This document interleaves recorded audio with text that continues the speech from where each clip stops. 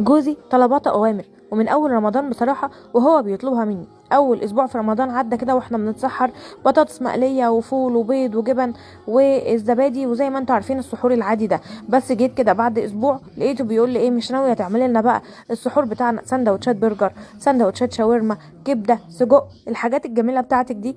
المهم بقيت اقول له لا، هتبقى يعني حاميه كده في السحور، وهنبقى صاحيين عطشانين، وهيبقى زي اللي هو وجع القلب كده، سيب الحاجات دي للعيد. قال لي لا، انا نفسي اكل الكلام ده في السحور. فالمهم عدى اسبوع كمان ولقاني برضو ما عملتش حاجه، لقيته بيقول لي بقى ايه، نص رمضان عدى ولسه ما عملتليش اللي انا بطلبه منك.